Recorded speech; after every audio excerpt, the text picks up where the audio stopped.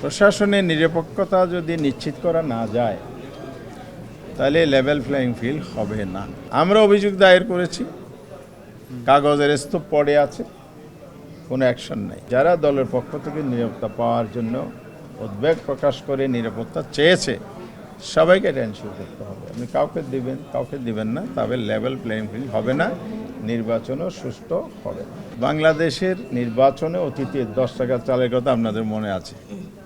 কয় টাকার খাইছেন আপনারা মনে পাইছেন, আমরা কিন্তু পাইনি, জনগণ পাইনি। ঘরে ঘরে চাকরি আমরা পাইনি। এই জন্য আমাদের ছাত্ররা বৈষম্য বিরোধী আন্দোলন করে সরকার পতন করেছে, যেহেতু তারা চাকরি পায়নি ঘরে ঘরে, এমনকি ন্যায্যতাটাও পায়নি, মেধা ভিত্তিকও পায়নি। তো সেই ধরনের প্রতারণা বিগত দিনে হয়েছে। এখন একই স্টাইলে ফ্যামিলি কার্ড, কৃষি কার্ড, নানা কার্ডের বাহানা দিয়ে ড্যামি কার্ড বানিয়ে ঘরে ঘরে বিলি করা হচ্ছে। এই কার্ড আমরা দিয়ে যাচ্ছি, আমাদের ভোট দিলে তুমি এই ফ্যাসিলিটিগুলো পাবে। আমরা কমিশনকে গতবার এসে কথাগুলো বলেছি, এটা বন্ধ করেন, না করলেও ভোটাররা প্রতারিত হচ্ছে অতীতের মতো।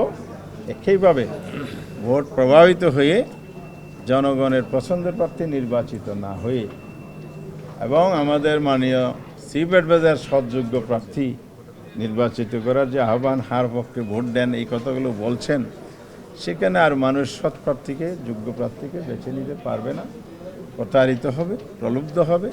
এটা ইলেকশন পরিবেশ ব্যাহত হবে।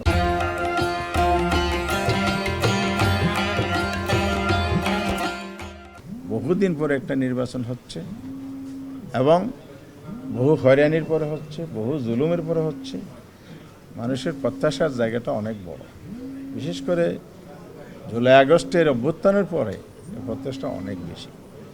সরকার বারবার সুন্দর সুন্দর কথা বলছে, ফিল্ড লেভেলে কিন্তু কার্যকরিতা আমরা সেভাবে লক্ষ্য করছি না। আজকে আপনাদের মাধ্যমে আমরা দেশের সরকার, নির্বাচন কমিশন সবাইকে আহ্বান জানাবো, আসুন আমরা সবাই মিলে একটা সুন্দর নির্বাচন করি।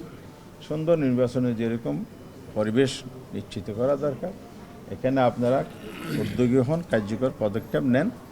রাজনৈতিক দল হিসাবে, সহযোগী শক্তি হিসাবে আমরা আপনাদের পাশে আছি। নির্বাচন কমিশনে এসেছিলাম, আমরা সকলে জানি ওনাদের ব্যস্ততা আছে, কারণ হচ্ছে আপিল শুনানি হচ্ছে। এর ভিতরে এত ইমার্জেন্সি বিষয় ছিল, যে কারণে ওনারাও কনসিডার করেছেন, আমরাও অনুরোধ করেছি, যে প্রেক্ষিতে আমরা এসেছি। মূলত মিটিংটা হয়েছে মাননীয় প্রধান নির্বাচন কমিশনের সাথে, ওনার সাথে সিনিয়র সচিব সাহেব ছিলেন।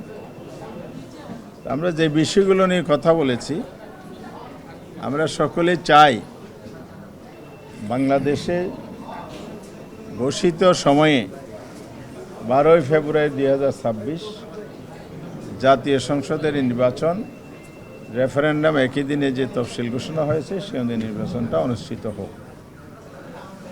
আমাদের অবস্থান আমরা সবসময় জানিয়ে আসছি।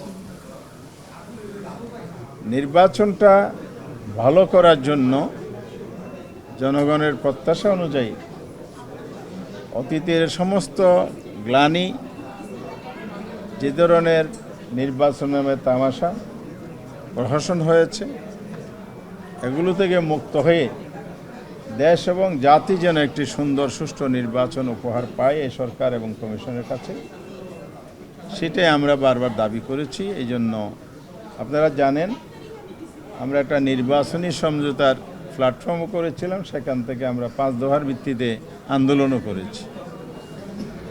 সেখানে সুষ্ঠু নির্বাচনের মৌলিক কতগুলো দাবি ছিল, তার একটি হচ্ছে লেভেল প্লেইং ফিল্ড। প্রশাসনের নিরপেক্ষতা যদি নিশ্চিত করা না যায় তাহলে লেভেল প্লেইং ফিল্ড হবে না। বাংলাদেশে তফসিল অনুযায়ী নির্বাচনী প্রচারণা শুরু হওয়ার কথা 22 জানুয়ারি থেকে। 12 ফেব্রুয়ারি নির্বাচন এবং 22 জানুয়ারি থেকে প্রচার প্রচারণা শুরু হবে। তাহলে এখন সেই প্রচার প্রচারণা হওয়ার কথা নয়, কিন্তু বেশ কিছু এলাকায় প্রার্থীরা বিশেষ কিছু দলের প্রার্থী অবাধে চালিয়ে যাচ্ছে নির্বাচনী প্রচার প্রচারণা। আবার আমাদের দলের প্রার্থীদের অভিযোগ, স্থানীয় সংগঠনের অভিযোগ, বাস্তব ঘটনাও তাই, নির্বাচনী প্রচারণা করছেন না, দলীয় সভা সমাবেশ করছেন, এটা নির্বাচনে আইনে বাধা নয়। সেই জায়গায় আমাদের বিরুদ্ধে অভিযোগ দায়ের করা হচ্ছে, প্রথমত অভিযোগ দায়ের হচ্ছে না, শতপ্রণোদিত হয়ে ম্যাজিস্ট্রেট এবং নির্বাচনী কর্মকর্তাগণ হয়রানি করছেন, এই অভিযোগটা আছে। আমরা অভিযোগ দায়ের করেছি, কাগজের স্তূপ পড়ে আছে, কোনো অ্যাকশন নাই। তাহলে এখানে নির্বাচনী সমতা রক্ষা করা হচ্ছে না। একদিকে আচরণবিধি লঙ্ঘন করছে তারা, তাদের বিরুদ্ধে কোনো অ্যাকশন নেই, আর যারা আচরণবিধি লঙ্ঘন করছেন না, হয়রানি করার জন্য আবার তাদেরকে জরিমানা, নোটিশ, নানাভাবে কার্যক্রম চালানো হচ্ছে। কমিশনকে আমরা এটা বলেছি, এটা বন্ধ করতে হবে। সমতার জায়গায় দলীয় প্রধান হিসেবে বাংলাদেশের যে দুটি বড় দল প্রতিদ্বন্দ্বিতায় জোট গঠন করেছে বা নির্বাচনে অংশগ্রহণ করছে, সেই জায়গায় সমতা নিশ্চিত হওয়া উচিত ছিল। রাষ্ট্রীয় প্রোটোকল, নিরাপত্তাজনিত বিষয় যদি থাকে, তাহলে এখানে ইকুইটি আসতে হবে, ইকুয়ালিটি মেনটেন করতে হবে, এটা আমরা বলেছি।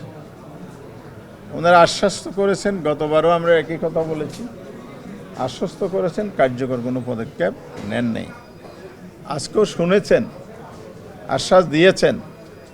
আমরা আশাবাদী হতে চাই ইমিডিয়েট এটা কার্যকর করা হোক।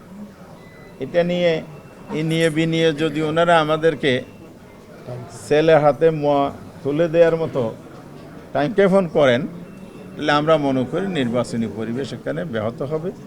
এটা আমরা সিরিয়াসলি বলেছি।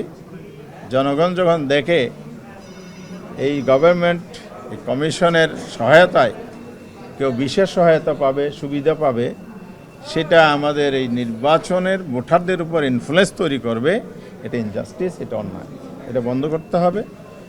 আপনি নিরাপত্তা দেন, সবাইকে দেন। আমরা চাই সব দলের প্রধান এবং যারা দলের পক্ষ থেকে নিরাপত্তা পাওয়ার জন্য উদ্বেগ প্রকাশ করে নিরাপত্তা চেয়েছে, সবাইকে এটা এনশিওর করতে হবে। আপনি কাউকে দিবেন না, তবে লেভেল প্লেইং ফিল্ড হবে না, নির্বাচনও সুষ্ঠু হবে না।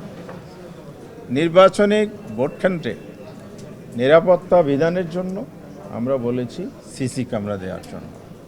ইলেকশন কমিশন কি করেছে? একটা নসিহত নামার মতো একটা চিঠি দিয়েছে।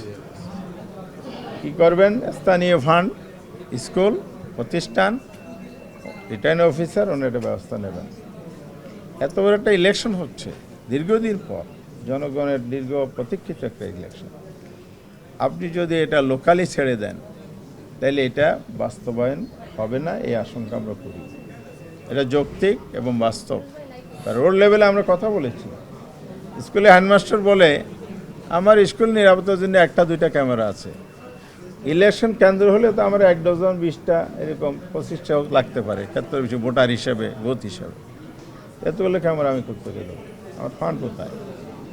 তাহলে এটা গভর্নমেন্টের কাছেই আমরা দাবি করেছি, সরকারি অর্থায়নে নির্বাচন কমিশনের নির্দেশনা অনুযায়ী প্রতিটি ভোট কেন্দ্রকে নিশ্চিত করতে হবে, সিসি ক্যামেরার আওতায় আনতে হবে। আপনি ফেয়ার ইলেকশন বলেন, আবার এটাও বলেন যে ওই কথা ভুলে যান, জোর করে কেন্দ্র দখল করে ব্যালট ডাকাতি করে নির্বাচিত হবেন।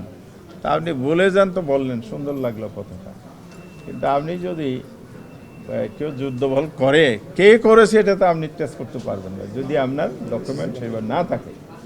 এই জন্য আমরা আজকে আবার রিপিট করেছি, এটা অবিলম্বে সরকারি অর্থায়নের জন্য কার্যকর করা হয়।